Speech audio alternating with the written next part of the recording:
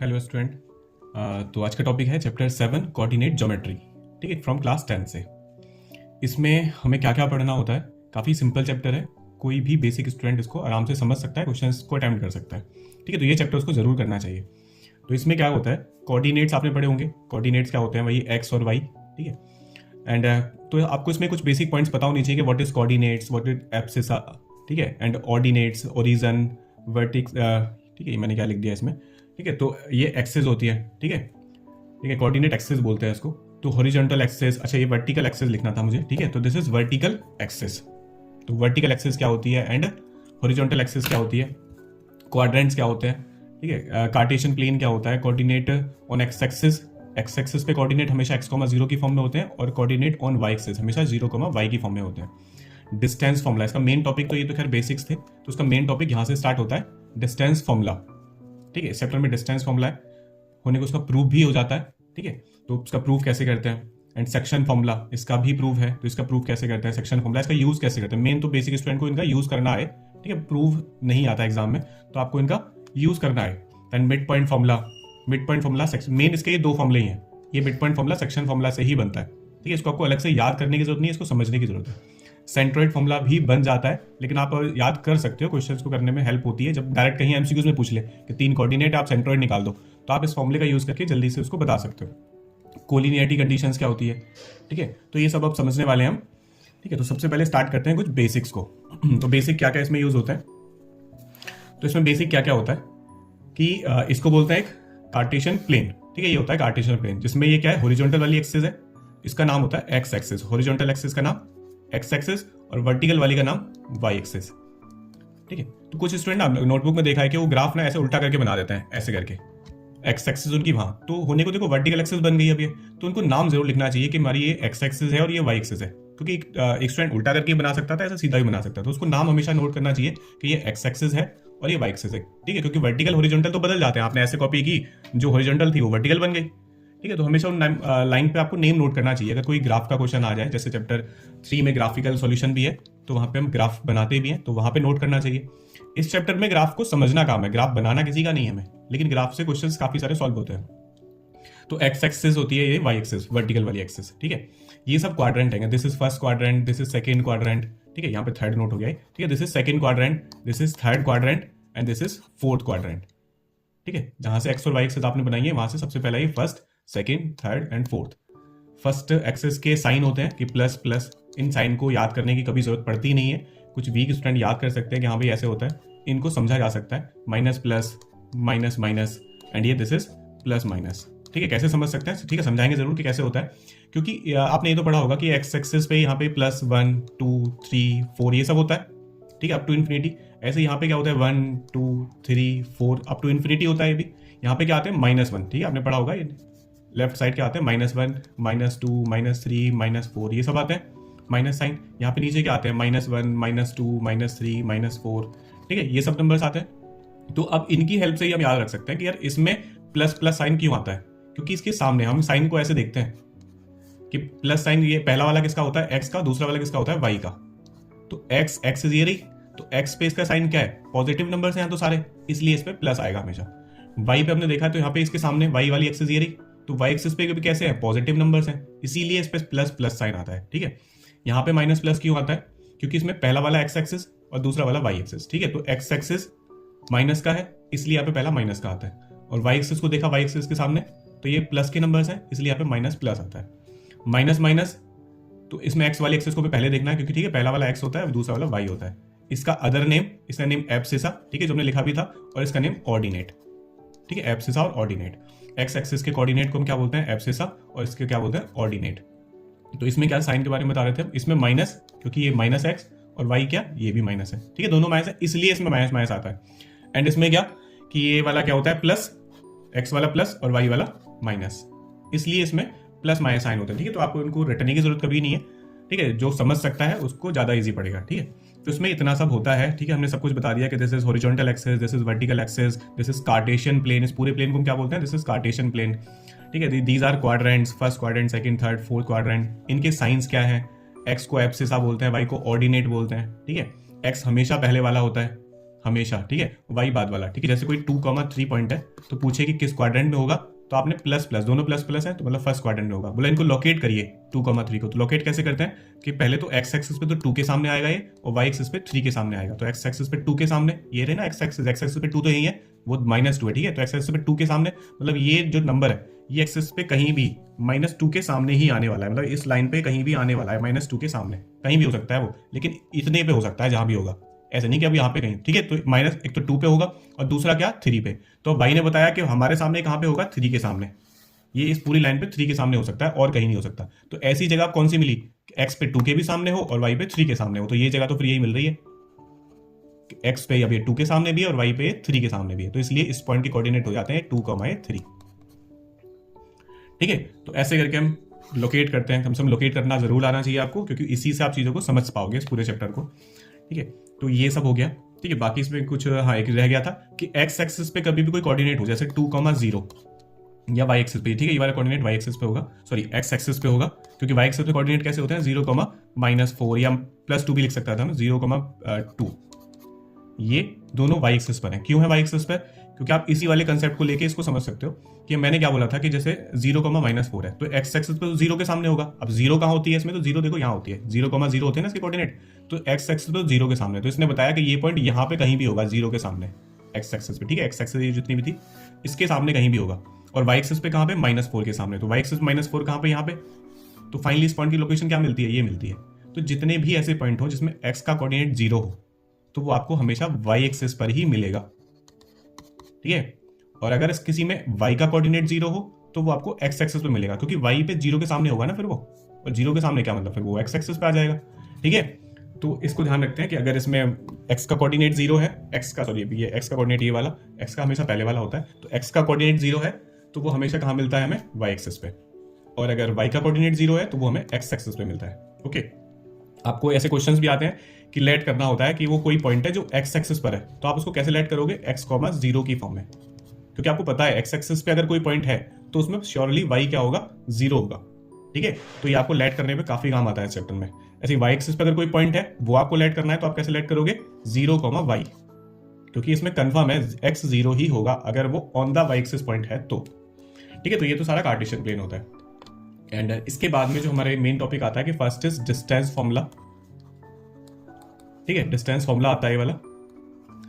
Distance formula क्या होता है, x2 - x1 का whole square and plus y2 - y1 का होल स्क्वायर, ठीक है। ये डिस्टेंस फॉर्मूला है। ये a b, तब a और b कोई पॉइंट होंगे, a कोई पॉइंट होगा, b कोई पॉइंट होगा, उन दोनों के कोऑर्डिनेट कुछ गिवन होंगे। जैसे a का कोऑर्डिनेट हम मान लेते हैं कि मान लो ये a का कोऑर्डिनेट कुछ 2,3 है एंड b का कोऑर्डिनेट कुछ भी 5,6 है, ठीक है। ऐसे हमने दो कोऑर्डिनेट मान लिए कि a और b कोई दो पॉइंट्स हैं जिनके कोऑर्डिनेट ये हैं 2,3 और ये 5,6, ठीक है। इसके बीच की ना हमें क्या निकालनी है, डिस्टेंस। तो एक प्रैक्टिकल फॉर्मूला इसका क्या हो सकता है कि भाई आपने क्या, आपके पास कोई कार्टेशियन प्लेन है, आपने पहले 2,3 लोकेट किया तो x पे तो 2 के सामने, y पे कितना 3 के सामने, तो आपने ऐसे लोकेट कर लिया कि यहाँ पे तो होगा ये पॉइंट a, x पे तो देखो 2 के सामने, y पे 3 के सामने, ठीक है। एंड 5,6 कहाँ होगा, तो x एक्सिस पे 5 के सामने 5 यहाँ पे, और y एक्सिस पे किसके सामने 6, 1 2 3 4 5 ऐसे करके इसको 6, तो 6 के सामने, तो ऐसे करके एक तो 6 के सामने होगा, ये 5 के सामने, मतलब यहाँ पे होगा, ओके। तो बी पॉइंट हमारा यहाँ पे, इन दोनों के बीच का डिस्टेंस हमें निकालनी है, तो आप स्केल लो, नाप के बता दो, ठीक है। तो ऐसे करके पता लग जाएगा। लेकिन इसी चीज को फॉर्मूले की हेल्प से हम कैसे निकाल सकते हैं, और इसी से फॉर्मूला भी बना हुआ है इसका, ठीक है। जो हमने लोकेट किया है इसी से इसका ये वाला फॉर्मूला बनता है, ठीक है। उसमें इसके मान लिए जाते हैं कि कोऑर्डिनेट इसके x1 और y1 है और इसके कोऑर्डिनेट x2 और y2 है, ठीक है। तब इसकी डिस्टेंस निकलती है। यहाँ पे क्या बन जाता है, राइट एंगल ट्रायंगल बन जाता है। और इस राइट एंगल ट्रायंगल में क्या करते हैं, पहले तो ये बेस निकाल लेते हैं। बेस कितना होगा बता सकते हो कि यहाँ से लेके यहाँ तक की डिस्टेंस कितना होगी, तो यहाँ से लेके यहाँ तक की डिस्टेंस होगी कि बिकॉज ये पूरा कितना है x2 यहाँ पे लिखा हुआ है, इसका मतलब यहाँ पे x2 रहा होगा, 5 थोड़ी ना, x2 रहा होगा यहाँ पे x2, एंड यहाँ पे कितना रहा होगा ये x1, क्योंकि हमने यहाँ पे x1 लिया है। x1 तो हम तभी लेते हैं ना जब यहाँ पे x1 होगा, तो इसका मतलब ये वाली डिस्टेंस कितना होगी x2, अगर इस पूरे x2 में से हम x1 को माइनस कर दें तो ये डिस्टेंस कितना होगी x2 माइनस x1, एंड ये वाली डिस्टेंस कितना होगी, बिकॉज ये y2, ये पूरा y2 है, ठीक है, ये पूरा y2 है और ये y1 है, तो फिर ये डिस्टेंस कितनी हुई y2 माइनस y1, ठीक है। और फिर पाइथागोरस थ्योरम लगा के, पाइथागोरस थ्योरम के अकॉर्डिंग क्या होता है कि h स्क्वायर कितना होगा x2, h square is equal to, तो h स्क्वायर कितना हो जाता था कि is equal to perpendicular square, तो y2 माइनस y1 का square plus x2 minus x1 का स्क्वायर, स्क्वायर रूट इधर भेज देंगे। तो फॉर्मूला इससे ही बना हुआ है, ठीक है। स्क्वायर को जब हमने इधर भेज दिया तो ये फॉर्मूला बन गया कि अपना y2 माइनस y1, ठीक है। अब इसमें नहीं, ये भी आप पहले लिख सकते हो, बाद में लिख सकते हो, इसमें कोई फर्क नहीं पड़ता। a प्लस बी लिखो या b plus a, these are commutative, ठीक है। तो आप इसको उल्टा तो कर ही सकते हो, ठीक है। तो ये ऐसे फॉर्मूला इसका बना हुआ है, ऐसे पाइथागोरस थ्योरम का यूज करके फॉर्मूला बन जाता है। फिलहाल हम इसका एक क्वेश्चन कैसे सॉल्व करते हैं वो देखना है हमें। तो अभी इसमें क्या होता है कि a के कोऑर्डिनेट क्या है, इसमें x1, ये x1 है, ध्यान रखना। दूसरा वाला क्या होगा, x2 नहीं होगा, दूसरा वाला y1 होगा, क्योंकि कोऑर्डिनेट में एक x होता है, दूसरा y होता है, यानी कि दोनों दोनों x होते हैं। तो ये x1 होगा, ये y1 होगा, और ये क्या होगा x2, ये y2। ओके, आप चाहो तो इसको x1 y1 भी लिख सकते थे और इसको x2 y2 भी, कोई जरूरी नहीं है कि b ही x2 y2 बनेगा, ठीक है। फिर आपको क्या करना है, ए बी की डिस्टेंस निकालने के लिए इस फॉर्मूले में करनी है वैल्यू पुट। तो x2 की जगह वैल्यू कितना पुट करोगे आप, x2 कितना है आपका 5 माइनस x1 कितना है, x1 इसका पहला वाला कोऑर्डिनेट, ठीक है। x1 और x2 हमेशा क्या होंगे, दोनों के फर्स्ट, तो इसके फर्स्ट में से इसके फर्स्ट को कर दो माइनस, ये हो गया आपका x2 minus x1 plus y2 क्या होते हैं, दोनों के सेकंड वाले, तो 6 और कॉमा लगा दिया मैंने, 6 माइनस 3, ठीक है, कॉमा आता नहीं है, ठीक है। तो 6 माइनस 3 का होल स्क्वायर, इसको सॉल्व करोगे तो आप कितना आएगा, 5 माइनस 2 कितना आएगा 3 स्क्वायर, एंड प्लस 6 माइनस 3 कितना आ जाएगा, तो 3 स्क्वायर। ओके, अब 3 स्क्वायर कितना होता है 9, 3 3 9 एंड 3 3 9 एंड ये 18, इतना आ गया, ठीक है, 18 आ गया। वैसे तो यही आंसर है आप, लेकिन हम स्क्वायर रूट को थोड़ा बहुत सॉल्व कर लेते हैं अगर उसके प्राइम फैक्टर हो सकते हैं तो। कैसे सॉल्व करते हैं, 18 के हमने प्राइम फैक्टर करे, 2 9 जा, 3 3 जा, 3 1 जा, तो 3 का एक पेयर बन गया, तो इसका मतलब एक 3 तो आ सकता है बाहर और 2 रह जाएगा अंदर, तो इतना यूनिट। डिस्टेंस कितना है ए और बी के बीच में, 3√2। आपको अगर इससे क्रॉस चेक करना हो ऐसे तो 3√2, फिर तो आपको ऐसे 3√2 की वैल्यू कितना होती है 1.414, ऐसे मल्टीप्लाई करनी पड़ेगी, तो कितना आ जाएगा 3, हम 2 प्लेस तक ले लेते हैं, तो 3 1 जा 3, 3 4 जा 12 और ये 4.23। मतलब इन दोनों के बीच का डिस्टेंस आपको कितना ऑब्जर्व होगी जब आप ग्राफ पे इसको बना के मेजर करोगे, तो लगभग 4.23, ठीक है। आप अगर ऐसे कोई ग्राफ पे कोऑर्डिनेट लोकेट कर लो कि एक जगह तो 2, ये 3 लोकेट कर लो और दूसरी जगह 5,6 और फिर स्केल से नाप के देखो तो आपकी डिस्टेंस इक्वल आएगी 4.23 के, ठीक है, जो कि हमारे फॉर्मूले से आई है, वो आपकी ऐसे भी इक्वल आ जाएगी, ठीक है। तो इसको ऐसे यूज करते हैं डिस्टेंस फॉर्मूला, और इसके यूज से काफी सारे क्वेश्चन हैं एक्सरसाइज में, बहुत ही इजी क्वेश्चन है, सभी क्वेश्चन को आप इजीली कर सकते हो। डिस्टेंस फॉर्मूला मैंने थोड़ा प्रूव करके बताया कि प्रूव ऐसे हो जाता है, उसका यूज करके दिखाया कि यूज करके 1-2 क्वेश्चन सिंपल से कैसे होते हैं, इसके यूज से ही आप बाकी क्वेश्चन कर सकते हो। एंड नेक्स्ट पॉइंट इसमें क्या था, सेक्शन फॉर्मूला, ठीक है, सेक्शन फॉर्मूला।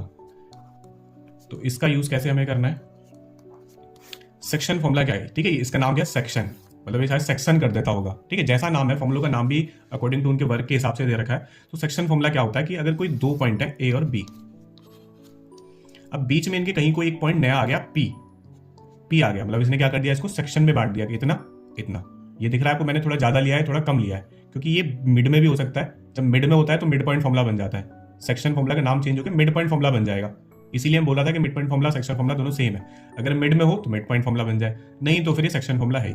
तो इसमें पी, इसने इसको किसी सेक्शन में डिवाइड कर दिया, सेक्शन मतलब रेशियो में डिवाइड कर दिया है। तो मान लेते हैं कि जैसे कि ये तो 2:3 है, या इसका कितना लग रहा है आपको, जैसे ये 2 है तो यहाँ तक 2 होगा, ये लगभग 2:4 दिखाई दे रहा है, हम इसको लगभग 2:5 का रेशियो मान लेते हैं कि इस पी ने इस लाइन को 2:5 में डिवाइड कर दिया है, ठीक है, रेशियो है इसका, ठीक है, तो 2:5 में डिवाइड कर दिया है। तो हमें आप इस पॉइंट के कोऑर्डिनेट बताइए, ठीक है, लेकिन उसके लिए आपको इन दोनों पॉइंट्स के कोऑर्डिनेट गिवन होंगे। जैसे हम पहले की तरह मान लेते हैं कि इसके कोऑर्डिनेट तो कितने हैं 2,3 और इसके कोऑर्डिनेट कितने हैं 5,6, ठीक है। ये ऐसा कोई ए और बी 2 पॉइंट्स हैं, उनके कोऑर्डिनेट ये रहे। अब कोई एक तीसरा पॉइंट है पी, जिसने उन दोनों पॉइंट से बनने वाली जो एक लाइन है उसको किसी एक रेशियो में डिवाइड कर दिया है, वो रेशियो है 2:5, ठीक है। तो आप ऐसे पॉइंट के कोऑर्डिनेट निकालो। अब ऐसा पॉइंट कोई यूनिक ही होगा ना जिसने 2:5 में डिवाइड किया होगा, बहुत सारे पॉइंट तो नहीं होंगे, एक ही पॉइंट होगा जिसने 2:5 में डिवाइड किया होगा। जैसे कि मिड पॉइंट भी कोई एक ही होता है, इस लाइन का कोई एक ही मिड पॉइंट होगा। हम 9th क्लास में प्रूव भी करते हैं कि a line segment has only 1 and 1 mid point, तो एक लाइन का एक ही मिड पॉइंट होता है। ऐसे ही एक लाइन का एक ही ऐसा पॉइंट होगा जो उसको 2:5 में डिवाइड करता होगा, बस हमें उसके कोऑर्डिनेट निकाल के देने हैं। तो उसके कोऑर्डिनेट निकलते हैं सेक्शन फॉर्मूला से। सेक्शन फॉर्मूला क्या है कि हम कोऑर्डिनेट हमेशा क्या होते हैं एक्स और वाई, ठीक है, इसको मैं कुछ भी लिख सकता था, ये x1 y1, ये तो x1 y1, ये x2 y2 और इसका नेम हमने x y कुछ डिफरेंट ले लिया, मतलब इनसे सेम ना हो कि आपने इसका भी x1 y1 ले लिया, तो x y इसका नेम है फॉर्मूले में, ठीक है, x y। हम इसके कोऑर्डिनेट निकालने हैं, तो पहले x का कोऑर्डिनेट निकलेगा। x का कोऑर्डिनेट निकालने का तरीका क्या होता है कि m1 x2 plus m2 x1, upon m1 plus m2। ये x का कोऑर्डिनेट है, सेम है जैसे y वाले के लिए भी बन जाते हैं। तो y वाले के लिए क्या होता है कि m1 y2 plus m2 y1। एक बार x का याद हो गया तो y वाला याद करने में कोई दिक्कत नहीं है, m1 प्लस m2। ठीक है, ये इसका हो गया।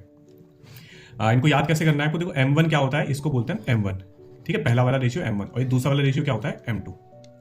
ठीक है, ध्यान रखना ये m1 आप चाहो तो यहां भी लिख सकते थे, लेकिन m1 अगर इधर होगा तो फिर यहां पे भी x1 y1 आपको लेना होता है। ओके, अगर m2 यहां पर है तो आपका ये पॉइंट्स भी x2 और y2 होने चाहिए। ठीक है, जो पास वाले हैं, तो x1 y1 के पास में आपको हमेशा m1 लेना है, x2 y2 आपने जो लिया है उसको आपको m2। मैंने बोला था पहले भी, आप जरूरी नहीं इसको x1 y1 भी लिख सकते थे, लेकिन अगर आप इसको x1 y1 लिखोगे तो इसको भी आपको फिर m1 नोट करना होगा। ठीक है, ऐसे उल्टे सीधे काम आप मत किया करो। फिलहाल एक अपना पैटर्न बना के चलो कि हम हमेशा ऐसे लेफ्ट साइड वालों को x1 y1 और ये x2 y2 लेके चलेंगे, इधर वाले को पहले को m1 और ये m2। तो इससे अपने आप ये दोनों पास में रहेंगे।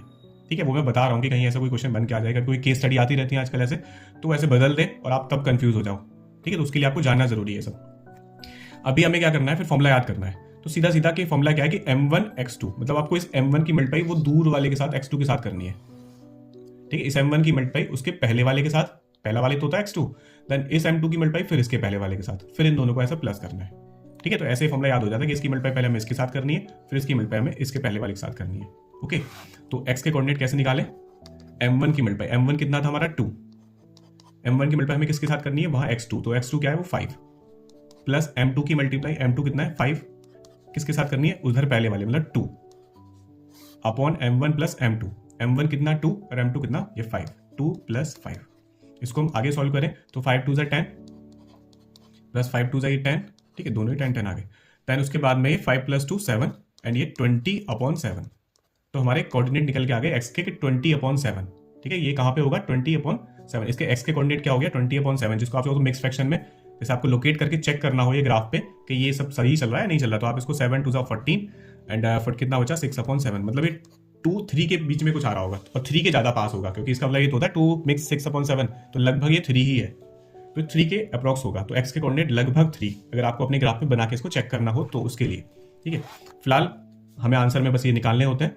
तो y के कोऑर्डिनेट कैसे निकालते हैं, y का फॉर्मूला क्या है कि m1 y2, मतलब m1 की मल्टीप्लाई अब उसके दूसरे वाले से, y निकालो, ध्यान रखना दूसरे वाले के साथ, तो m1 मल्टीप्लाई y2, y2 कितना हमारा 6 प्लस m2 कितना हमारा 5। अब 5 की मल्टीप्लाई हमें किसके साथ करनी है, इसके दूसरे वाले के साथ 3 upon 2 plus 5, m1 plus m2। इसको सॉल्व करेंगे, 2 6 2 12 प्लस 5 3 15 अपॉन ये 5 और ये 7, 12 प्लस 15 कितना हो गया 7 और ये 27 अपॉन ये 7। ठीक है, इसको अगर आप मिक्स में करना चाहते हो तो वैसे तो आंसर आ चुका है y का भी और x का भी। तो फाइनली p पॉइंट के कोऑर्डिनेट कितने आ गए, क्योंकि p पॉइंट के कोऑर्डिनेट ये थे pxy, तो कोऑर्डिनेट कितने आ गए, एक तो आ गया 20 अपॉन 7 आया था एक तो हमारा। ठीक है, तो 20 अपॉन 7, दूसरा वाला हमारा 27 अपॉन 7, ये कोऑर्डिनेट निकल के आ गए। ऐसे करके हम कोऑर्डिनेट निकाल लेते हैं बाय यूजिंग सेक्शन फॉर्मूला से। ओके, आप इसको मिक्स में करना चाहते हो तो वो मिक्स में आप चेक भी कर सकते थे। तो फिलहाल ऐसे ये होता है सेक्शन फॉर्मूला, ऐसे आप सेक्शन फॉर्मूला याद कर सकते हो, ऐसे उसके क्वेश्चन को सॉल्व कर सकते हो। ठीक है, इसके उल्टे क्वेश्चन हमेशा आते हैं कि मान लो आपको ये वाले कोऑर्डिनेट दे रखे हैं और आपको कभी m1 रेशियो निकालना है या फिर कभी ये निकालना है, फॉर्मूला यही यूज होगा। इस बार हम क्या कर रहे थे कि x निकाल रहे थे, लेकिन ऐसा हो सकता है कि हमें 20/7 तो गिवन होता और हमें ये रेशियो निकालना होता, तब हम क्या करते भैया इसकी जगह वैल्यू पुट कर देते, x2 की जगह वैल्यू पुट कर देते, x1 की जगह कर देते और इसको सॉल्व करते। ठीक है, तो इसकी ऐसे मल्टीप्लाई करके वो सिंप्लीफिकेशन होता, आपको आता होगा सिंप्लीफाई करना, नहीं तो जब हम इसके क्वेश्चंस करेंगे तो वैसा सिंप्लीफिकेशन आप देख लोगे अगर किसी को नहीं आता तो। ठीक है, तो बाकी ऐसे हो जाता है। ओके, देन इसमें मिड पॉइंट फॉर्मूला क्या होता है कि अगर यही पॉइंट क्या होता है ऐसे मिड में आ जाता, p मिड में है इस बार, इसका मतलब रेशियो कितना हो गया, मिड का रेशियो हमेशा 1 1 रहता है, उसमें ये 2 और 5 ऐसे नहीं रहेगा, उसमें कितना रहेगा यार 3 3 नहीं रहेगा, क्योंकि 3 3 रेशियो का मतलब क्या है कि कटने के बाद तो 1 1 ही आ गया होगा ना। तो जब भी कभी मिड पॉइंट होगा तो ये क्या बन जाता है 1। इसको हम बता देते हैं कि इसमें पहले तो फॉर्मूला था हमारा m1 x2 plus m2 x1 upon m1 plus m2। ठीक है, पहले ये फॉर्मूला था, अब क्या आ गया कि एक पॉइंट मिड में आ गया है, ए बी कोई लाइन है और p पॉइंट ऐसे मिड में है जिसका रेशियो 1:1 है, ये पॉइंट मिड में आ गया है। ओके, तो अब इसके कोऑर्डिनेट्स क्या होंगे, तो रेशियो यहाँ पे क्या हो गया 1, तो m1 1 हो गया, x2 अभी हमने x2 लिखा हुआ है, ठीक है, हमें कोई वैल्यू नहीं ले रहा, मैं फॉर्मूला ही है अपना, तो x2 प्लस m2 कितना, ये भी 1 और ये कितना x1, m1 m2 कितना 1 1, तो इसलिए फॉर्मूला बन जाता है x2 प्लस x1। तो जब भी कभी ये पॉइंट मिड में हो तो आपका सेक्शन फॉर्मूला चेंज होके क्या बन जाता है x2 प्लस x1 अपॉन 2, ऐसे दूसरा वाला क्या बन जाएगा y1 plus y2 upon 2, x1 आप पहले लिख सकते हो, x1 plus x2 upon 2, y1 plus y2 upon 2। ये आपका मिड पॉइंट फॉर्मूला है, ठीक है। इसका आप यूज करोगे, याद करोगे इस फॉर्मूले को, तो जल्दी से मिड पॉइंट वाले क्वेश्चंस को सॉल्व कर लोगे। नहीं तो आप उस फॉर्मूले को भी याद करके उसमें m1 की जगह 1 पुट करके भी सॉल्व कर सकते हो, ठीक है। तो ये मिड पॉइंट फॉर्मूला हो जाता है। सेंट्रोइड फॉर्मूला क्या होता है? हाँ, सेंट्रोइड फॉर्मूला क्या है कि ट्राइंगल में हमें सेंट्रोइड के कोऑर्डिनेट निकालने होते हैं। सेंट्रोइड किसको बोलते हैं? कि जब ऐसे ट्राइंगल्स में मीडियंस बनाई जाती हैं, ठीक है, ट्राइंगल में से मीडियन बनती है तो वो किसी एक पॉइंट पर इंटरसेक्ट करती हैं, ठीक है। तो दीज आर कॉन्करेंट लाइंस, ठीक है। कॉन्करेंट लाइन उसी को बोलते हैं जो एक जगह पे आकर इंटरसेक्ट करते हैं, दो से ज्यादा लाइंस। तो इसमें ये इस पॉइंट को बोलते हैं centroid point. This is centroid point, ठीक है। इस सेंट्रोइड पॉइंट के हमें कोऑर्डिनेट बताने का एक फॉर्मूला है। क्या है वो? कि हर एक पॉइंट के क्या कोऑर्डिनेट दो होते हैं, एक्स वाई। तो एक एक्स के लिए फॉर्मूला क्या होता है कि x1 plus x2 plus x3 upon 3। ये x1 x2 क्या होता है? तो इन पॉइंट्स के कोऑर्डिनेट होंगे ना कुछ भी, ए बी सी। ए का कोई कोऑर्डिनेट होगा x1 y1, बी का कोऑर्डिनेट होगा x2 y2, सी का कोऑर्डिनेट होगा x3 y3। तो ये x1 plus x2 plus x3, इनकी वैल्यूज को हमें यहाँ रखना होता है, सॉल्व करना होता है, x के कोऑर्डिनेट निकाला है। जब y निकालते हैं तो y1 plus y2 plus y3 upon 3 ऐसे निकल जाता है। बाकी इसको क्वेश्चन भी है कि मीडियंस हमेशा क्या करती हैं? ट्राइंगल को 2:1 में डिवाइड करती हैं, ठीक है। और मीडियंस तो आधा करती हैं। तो इसका फॉर्मूला बना भी कैसे लेते हैं कि पहले इसका मिड पॉइंट की कोऑर्डिनेट निकालो, निकल सकता है मिड पॉइंट की कोऑर्डिनेट, तो पहले मिड पॉइंट की कोऑर्डिनेट निकालो, फिर उसके बाद इस पॉइंट की कोऑर्डिनेट निकालो 2:1 सेक्शन फॉर्मूला का यूज करके निकल सकते हैं इस पॉइंट की कोऑर्डिनेट, क्योंकि ये मीडियन क्या करती है? 2:1 में डिवाइड करती है। तो हमारे पास ये वैल्यू भी होगी, ये वाली वैल्यू भी होगी, निकाली होगी हमने इसका मिड पॉइंट से, और इस वैल्यू को फिर निकाल लेंगे बाय यूजिंग सेक्शन फॉर्मूला। तो ऐसे आपका यही फॉर्मूला डिजाइन होता है, ठीक है। आप इसको डायरेक्टली याद भी रख सकते हो। तो ये सब इस चैप्टर में था, ठीक है। इतना सब अगर आपने कर लिया तो आप अच्छे से इसके क्वेश्चंस को, सारे क्वेश्चंस को सॉल्व कर सकते हो, ठीक है। बाकी इसमें और तो कुछ नहीं था, एक बार देख लेते हैं कुछ रह गया हो तो। हाँ, एक कोलिनियरिटी कंडीशन और थी। कोलिनियरिटी कंडीशन क्या होती है? उसके क्वेश्चंस आते हैं कि कोलिनियर पॉइंट्स किसको बोलते हैं? कि ऐसे कोई 3 या 3 से ज्यादा पॉइंट्स जो एक लाइन में ही हो, ऐसे पॉइंट्स कोलिनियर पॉइंट्स होते हैं। तो हमें चेक करना है, हमें बोला है कि कोई 3 पॉइंट है, ए के कोऑर्डिनेट 2,5 है, बी के कोऑर्डिनेट कुछ भी 3,7 है, ठीक है, सी के कोऑर्डिनेट कुछ भी 4,5 है। तो बोला 3 पॉइंट है, क्या ये 3 पॉइंट कोलिनियर होंगे? कोलिनियर मतलब क्या ये 3 पॉइंट एक लाइन में होंगे? आप डिस्टेंस फॉर्मूला का यूज करके इसको बताइए कि होंगे या नहीं होंगे, ठीक है। डिस्टेंस फॉर्मूला से ही होता है। वैसे तो कोलिनियरिटी की कंडीशन एक और थी, वो वाला कंसेप्ट अब हमारी एक्सरसाइज से रिड्यूस्ड है, एरिया ऑफ ट्राइंगल वाला, ठीक है। तो वो अभी नहीं है। तो आपको डिस्टेंस फॉर्मूले से ही करने वाले क्वेश्चन आएंगे।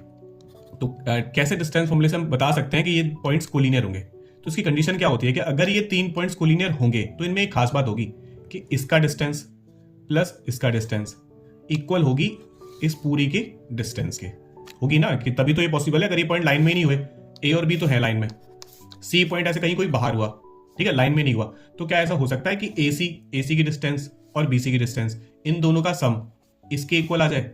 नहीं आ सकता, क्योंकि हमने पढ़ा ट्राइंगल की 2 साइड का सम हमेशा तीसरी वाली साइड से तो ज्यादा ही होता है, क्योंकि ट्राइंगल बन जाएगा ना।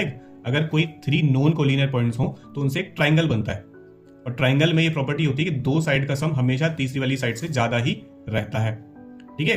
तो फिर ऐसा कभी नहीं हो सकता कि 2 साइड का सम इक्वल आ जाए अगर वो पॉइंट्स कोलिनियर नहीं है तो। लेकिन अगर वो कोलिनियर है, मतलब ये पॉइंट ऑन द लाइन ही है, तो फिर तो इसका सम इसके सम के क्या आना चाहिए? इक्वल आना चाहिए। तो हम करते क्या है कि पहले डिस्टेंस निकालते हैं, ए बी की डिस्टेंस निकालनी आपको आ गई, ठीक है। फॉर्मूला यूज करते हैं x2 माइनस x1 का whole square plus y2 minus y1 का होल स्क्वायर, ठीक है। डिस्टेंस फॉर्मूला यूज करते हैं, ए बी की डिस्टेंस निकाल लेते हैं, फिर बीसी की डिस्टेंस निकाल लेते हैं। पहले हमने क्या कर ली? ए बी की डिस्टेंस निकाल ली, फिर बीसी की, तो बीसी की डिस्टेंस निकाल लेते हैं, ठीक है, फॉर्मूला यूज करके। फिर सी ए की डिस्टेंस निकाल लेते हैं, ठीक है। अगर डिस्टेंस जैसे एक की डिस्टेंस मान लो कुछ भी आ गई, एक की 2 आ गई, और एक ए बी वाली की, ए बी क्योंकि हमारे कॉर्नर पॉइंट है तो इनको मैं सबसे थोड़ी इनसे ज्यादा ले लेता हूँ, 12 ले लेता हूँ, ठीक है। 12 आ गई, ये आ गई 5 और ये आ गई 7, ठीक है। बीसी की डिस्टेंस मान लो ये 5 आ गई और ये 7 आ गई। तो हमने ऑब्जर्व किया कि 5 + 7 तो 12 होता है, मतलब इन दोनों की डिस्टेंस का सम इसके इक्वल आ रहा है। इसका मतलब हम कह सकते हैं कि हाँ भाई ये दोनों पॉइंट्स क्या है, मतलब तीनों पॉइंट्स क्या है? कोलिनियर पॉइंट्स हैं। लेकिन अगर ये नहीं आता, मान लो कुछ भी और ऐसे आ जाता है √5 ये √7, तो इनका सम तो इसके इक्वल नहीं आ रहा, ठीक है। ध्यान रखना, √5 मान लो ये √5 आ गया, ये √7 आ गया और √12, तो √5 + √7 √12 के इक्वल नहीं होता है। कहीं आपने कर दो, कुछ बच्चे कर देंगे कि इन दोनों को ऐसे प्लस करके √12 बना देंगे, ठीक है। ये ऐसे प्लस नहीं होते हैं रूट वाले, पढ़ा होगा आपने, ठीक है। तो √5 और √5 होता तो हाँ जरूर 2√5 हो जाता, तो ये ऐसे सम नहीं इक्वल होता, ठीक है।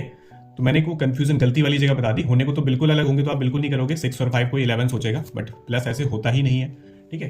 तो अगर डिस्टेंस इक्वल ना आए तो वो पॉइंट्स को लीनियर नहीं होते। बाकी डिस्टेंस फॉर्मूला यूज करना आपको आता है, ठीक है। तो ऐसे ये सारे क्वेश्चंस अटेम्प्ट हो जाते हैं। और भी इसमें क्वेश्चंस आते हैं ऐसे करके, भाई आपको 3-4 कोऑर्डिनेट दे दिए, ए के कोऑर्डिनेट दे दिए, बी के कोऑर्डिनेट दे दिए, सी के दे दिए, या फिर डी के भी दे दिए, और बोला कि इनसे कोई ना कोई शेप तो बनेगी। 4 पॉइंटों से क्या शेप बनती है? कोई क्वाड्रिलेटरल बनता है, ठीक है। 4 पॉइंटों से कोई क्वाड्रिलेटरल बनेगा, और बोला कि ये क्वाड्रिलेटरल का टाइप बताइए आप, कि इन चारों पॉइंटों से रेक्टेंगल बनेगा, स्क्वायर बनेगा, या फिर पैरेललोग्राम बनेगा, या फिर रोम्बस बनेगा, ठीक है। ये सारे टाइप्स होते हैं। पैरेललोग्राम बनेगा या फिर रोम्बस बन जाएगा। तो आप ये सब कैसे बताओगे? रोम्बस बनेगा एंड रेक्टेंगल बन सकता है, या फिर स्क्वायर बन सकता है, ठीक है। ये भी काफी इंपॉर्टेंट क्वेश्चन है और काफी सिंपल भी है। तो अगर आपको 4 पॉइंट्स गिवन हो, एक पॉइंट्स जैसे 2,3, ऐसे ही बी का कुछ, सी का कुछ, डी का कुछ, तो क्वाड्रिलेटरल तो पक्का बनेगा उनसे। बोला कौन सा बनेगा? तो उसके लिए हम क्या करते हैं, फिर से क्या करते हैं कि ए बी की डिस्टेंस निकालते हैं, बी सी की डिस्टेंस निकालते हैं, सी डी की डिस्टेंस निकालते हैं, डी ए की डिस्टेंस निकालते हैं। अगर ये चारों डिस्टेंस आपस में इक्वल आ गई, a b is equals to b c is equals to c d is equals to d a, चारों इक्वल आ गई आपस में, इसका मीन्स आपको क्या लगेगा कि ये रोम्बस भी हो सकता है और स्क्वायर भी हो सकता है। रोम्बस की भी चारों साइड इक्वल होती हैं और स्क्वायर की भी चारों साइड्स इक्वल होती हैं। लेकिन दोनों लिखना है हमें, एक लिखना है, तो एक लिखना है। तो फिलहाल अब ये रोम्बस है या स्क्वायर है, इस बात को कैसे कंफर्म करेंगे? रोम्बस के ना डायगोनल्स इक्वल नहीं होते हैं, लेकिन स्क्वायर के डायगोनल्स इक्वल होते हैं। तो हमें फिर डिस्टेंस और निकालनी पड़ेगी बीडी की और एसी की।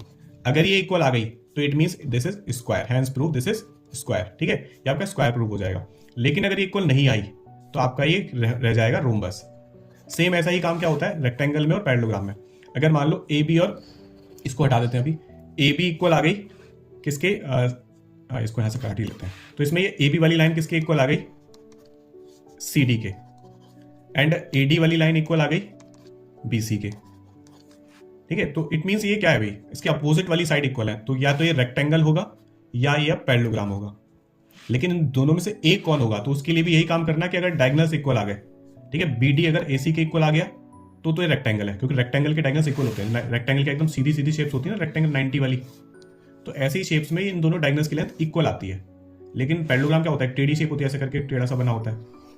ऐसी शेप्स में ना डायगोनल एक तो देखो बड़ा होता है और एक छोटा होता है, तो डायगोनल्स इक्वल नहीं होते। सेम केस स्क्वायर और रोम्बस में, ठीक है। स्क्वायर में भी सीधी होती है तो उसके डायगोनल्स इक्वल आते हैं, ठीक है। अगर आप ये भूल जाओ तो एक सीधी सी शेप बनाओ और देखो, याद करो कि क्या होता है, ठीक है। तो इससे आप कंफर्म हो जाता है कि रेक्टेंगल होगा या स्क्वायर होगा। तो ठीक है, ऐसे भी क्वेश्चंस हैं। ट्राइंगल के भी क्वेश्चन दे देता है कि अगर आप कोई 3 पॉइंट्स हैं तो बताओ कौन से टाइप का ट्राइंगल है, आइसोस्केलस है, स्केलर है या क्या है। तो उसके लिए आपको क्या करना है, तीनों साइड मेजरमेंट निकालनी है। अगर तीनों साइड इक्वल तो ये कौन सा ट्राइंगल, इक्विलेटरल ट्राइंगल। लेकिन अगर 2 साइड इक्वल तो आइसोस्केलस ट्राइंगल, तीनों अनइक्वल तो ये स्केलर ट्राइंगल, ठीक है। लेकिन तीनों अनइक्वल में एक बार पाइथागोरस थ्योरम का स्टेटमेंट और चेक कर लेना, क्योंकि कभी कभी राइट एंगल ट्राइंगल होता है। और पाइथागोरस थ्योरम में क्या चेक करना होता है हमें, कि कहीं उसका हाइपोटेन्यूज का square perpendicular square plus base square के इक्वल तो नहीं है। अगर है तो ये राइट एंगल ट्राइंगल भी हो सकता है। ओके, चलो, तो इतना काफी है। इतना सब आप चैप्टर में पढ़ोगे, समझोगे, तो आप अच्छे से इसके सारे क्वेश्चन कर पाओगे। चलो, okay, thank you, good bye.